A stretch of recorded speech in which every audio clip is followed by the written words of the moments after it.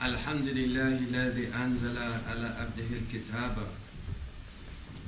واحلم يجعل له إواجه أحمده سبحانه وتعالى وأشكره وهو أهل حمد وثناء وأشهد أن لا إله إلا وحده لا شريك له وأشهد أن محمدا عبده ورسوله ومصطفى اللهم صل وسلم على عبدك ورسولك محمد وأهله وصحبه وسلم. Alhamdulillah bil alamin, we thank Allah Almighty. But we are so unaware of what we should be grateful for that it stagnates us. It's like being in this place, not having a consciousness of what went before to get us here, and not thinking about in the future what's going to affect us. Shaitan has our minds so blank. We don't even think anymore. We're not excited about anything anymore. We're not interested in anything anymore. We only live from the excitement of our desires, which is a very small aspect of us. And we become what we think about most of the time. We are in the image of our Creator. That means that we have the ability to create.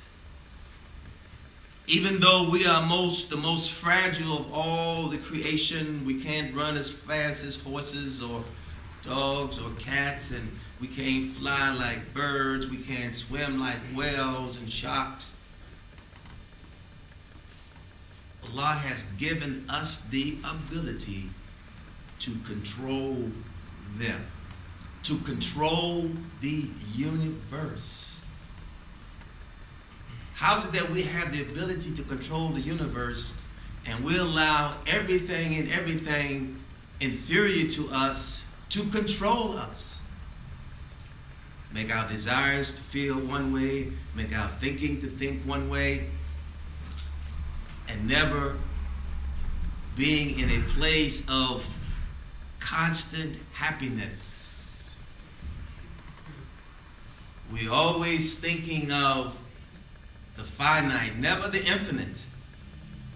Never thinking about how we get here, where we're going when we leave here. Knowing that change is a constant. There is a constant change that we are not consciously aware of in ourselves and outside of ourselves. Here's what Allah says. Allah says, who is he that will loan to Allah a beautiful loan, which Allah will double unto his credit and multiply many times? It is Allah that giveth you want or plenty, and to him shall you be returned. Allah says, I give you lack and I give you plenty. No one can claim that. Allah says, I'm giving this universe, I'm giving everything that I've created. I'm the one that gives it, and I'm the one that takes from it.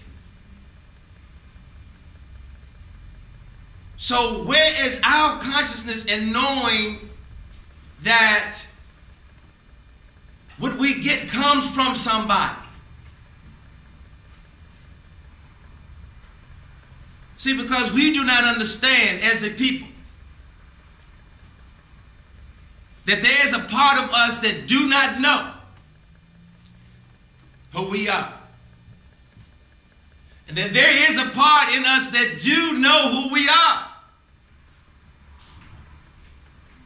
You find a stagnant, unproductive individual have no clue of their power and the power that gives them power. That is so disrespectful. Allah gives and Allah takes. We don't have to ask anyone for anything. All we have to do is say, thank you, Allah Almighty. You can't thank Allah enough because Allah is constantly giving. The oxygen, we never run out of oxygen. We never run out of it. If you get on a plane and you ride on the other side of the world, or you drive on another side of the town or another city or state, there is oxygen for you. You don't have to think about it. It's an involuntary thing. But do you say, oh Allah, thank you for my life. Thank you for being able to breathe, to be able to have the opportunity to develop my consciousness of gratitude toward you who give everything and take everything. All the prophets came for one reason and one reason only, to make the people happy. Why? By reminding them that Allah set you in motion special as a special being. And that He does not create, no one comes in this world with an ugly face. But these ugly faces that we create, I don't like him, I don't like her, what they doing. I can't get no job, I can't get no wife, I can't get no life. I can't get no, this is crazy. Don't you know this is insanity in divine presence? What would your consciousness be like? You had no mother, you had no father, you had no sister, you had no brother, you had no husband, you had no wife, you had no friends. There was only your consciousness with the consciousness of your Lord. Then anything that's added onto that, you would see as from God. We just think we're entitled to those things. And when those things just don't come and knock us on the door, we say, well, if there's a God, how come I don't have it? If there's a God, how come there's so much poverty? Why are they killing each other in the streets if there's a God? Because we are the representatives. Allah's blaming us. Why is Allah blaming us? Because we have the ability to change it. Now the police will do it. Now the government will do it. The governor will do it. The president will do it. We got a black president. The black president will do it. Now the people with the money will do it. There was an ant. When they were putting the fire of Prophet Abraham alayhi salam, that fire was in Baghdad. That ant was all the way in Jerusalem. And that fire was so big you could see it all the way from Jerusalem.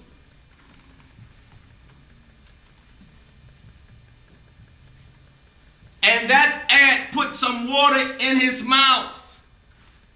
And Allah asked that ant, where are you going? And he said, I'm going to put out the fire of Abraham alayhi salam. An ant putting water in his mouth to put out a fire that you could see from 3 states away. You could see it was that big. That was a huge fire. That fire was going up toward the sun. That fire was so big. And for the sake of that ant, Allah Almighty put that fire out. What about us? That is so embarrassing. Allah really knows how to embarrass us. Allah really knows how to humiliate us. Allah really knows how to get those conscious minds moving and thinking, oh my God, an